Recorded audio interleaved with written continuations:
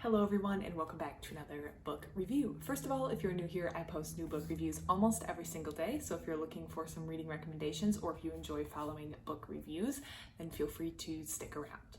Today I am going to be reviewing a book that was sort of outside my comfort zone, a little different from what I normally read, and that is The Language of Languages, Reflections on Translations by, and I'm going to try very hard to say this name correctly, Ngũgĩ wa Thiong'o.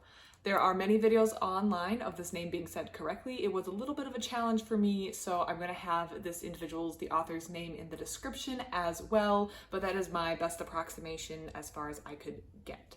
So this book kind of called to me because I was interested in seeing what this individual's reflections on translations were. It was a new book at my library on the new shelf, and it was quite slim, so I figured I could finish it rather quickly, and if I didn't like it, I wasn't going to be out too much, so I brought it home.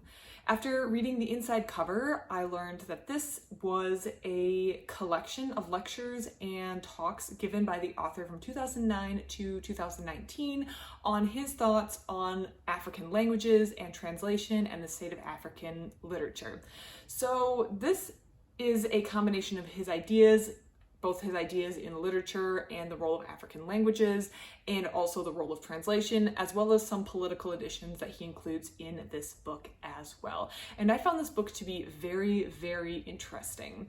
Because this is a series of lectures and talks, there is some repetition throughout the volume. I believe it's just under 100 pages long, so quite slim, but there is some repetition because we're taking talks throughout years where he may reference the same ideas, but overall I found him very well spoken and I really enjoyed the way he formulated his ideas. I felt like he answered a lot of my questions, and also he presented things in a very clear manner in a way to people who may not be familiar with what he's talking about.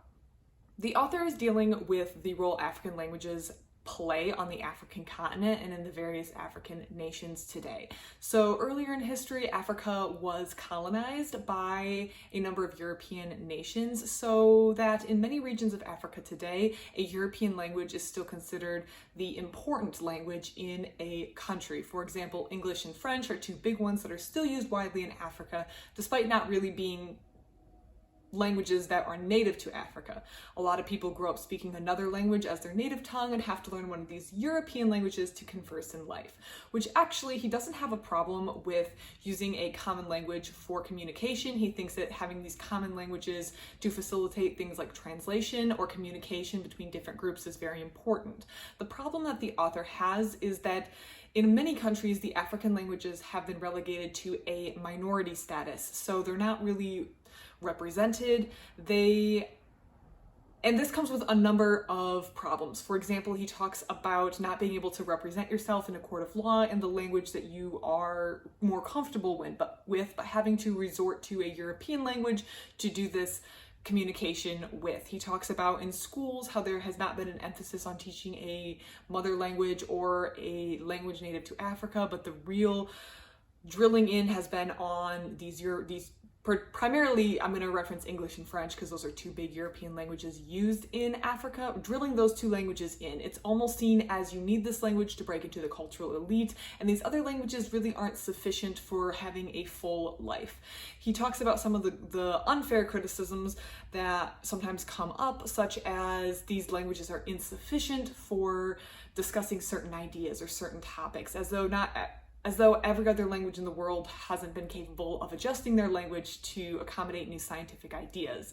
He also talks about some economic factors like publishers being unwilling to take on books written in African languages and only really wanting African writers to write in one of the major European languages. So his problem isn't with necessarily English as a language or French as a language, it's with the status that European languages have, European languages have in Africa, but also the status African languages have in Africa. And I did pull two sections from this book that I feel like summarize his thoughts that I really liked, and I'm just going to read them because I feel like the way he presents it is better than the way I could read it or present it. The first is on page 8, where he says, "In reality, there is no language, despite the number of its speakers, which is inherently more of a language than other languages. Every language is equally a memory bank of knowledge, information, and experiences of the community that created it. and every language has the best and most detailed knowledge of the ecology of the area that produced it. Every language is equally capable of expansion to embrace new experiences, information, knowledge, even if they have to adopt words from other languages. Languages as mediums of information and knowledge can easily make new words or borrow from one another. So he's saying that each language contains a unique bank of information that should be prized and valued, and each language can operate as a useful tool even when they have to use a word from another language to express new information and ideas. Languages are tools that humans use to communicate, and they can be adapted and modified just like any other language to fit the current needs. And I like that statement that no language is more of a language than another language, despite the number of speakers. English is not more of a language than the languages in Africa because of the number of speakers or the prevalence of it. They are all equally languages. One may just be more widespread or wider or have wider utilization than the other. The other one, if you are following along at home, is on page 29. And he says, every language, whether spoken by a community of hundreds or by a community of millions, has a right to exist and a right to develop literature and knowledge unhindered by the policies of state. And I felt like that statement really narrowed in or really focused on the core of his argument, which is he should be allowed to live his life, he should be allowed to develop the language, people should be allowed to live life in the language of their choice that isn't hindered by the policies of state. Now, he's not saying there isn't a use for learning a lingua franca for better communication. He's not saying there's no use in learning another language. He actually advocates heavily for learning other languages, including languages that are useful to communicate with other groups of people. He's definitely not against that. He kind of has this very even approach where he wants there to not be any official policies against language. And that's something he talks about a lot in this book, official policies put out by governments which have prevented language from developing or continuing on from generation to generation. There have been a number of documented attempts throughout history when a group comes in and tries to conquer another group to stamp out the other group's language. They want to do that because they want to control other people. This happened with the Native Americans here in the United States.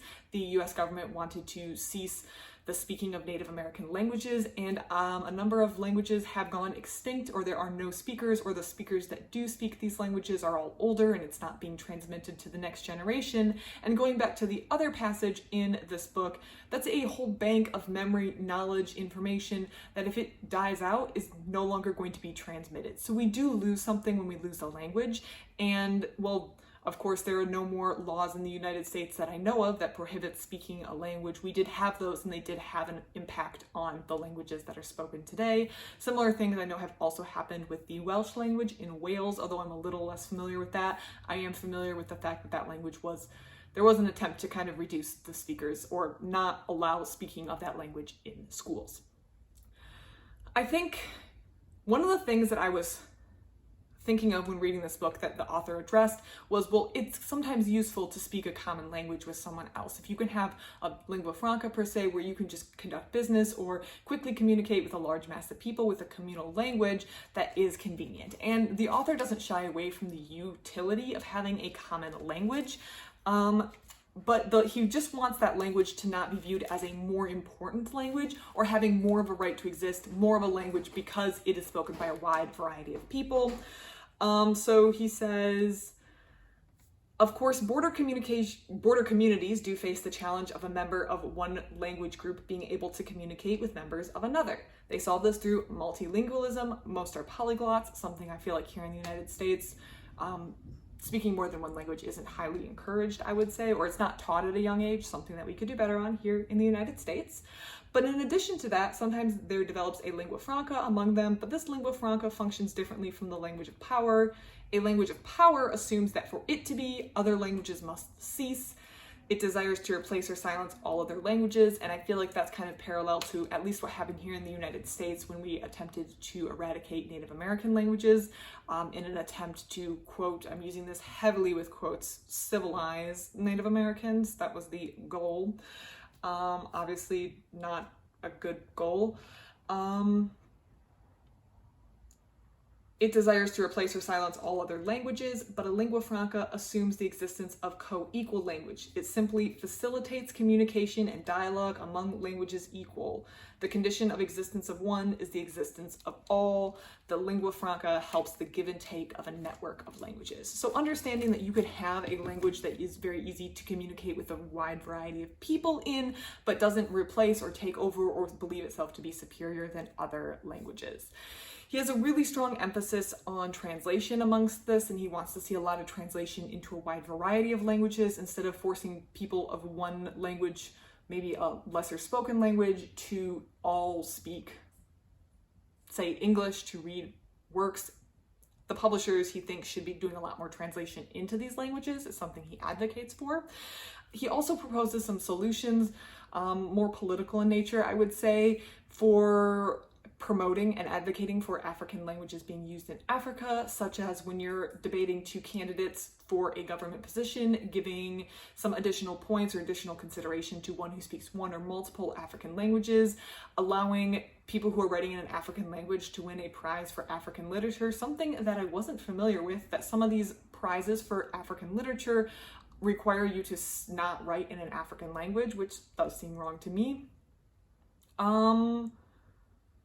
Not having this policy of having the only language for the country be a European language.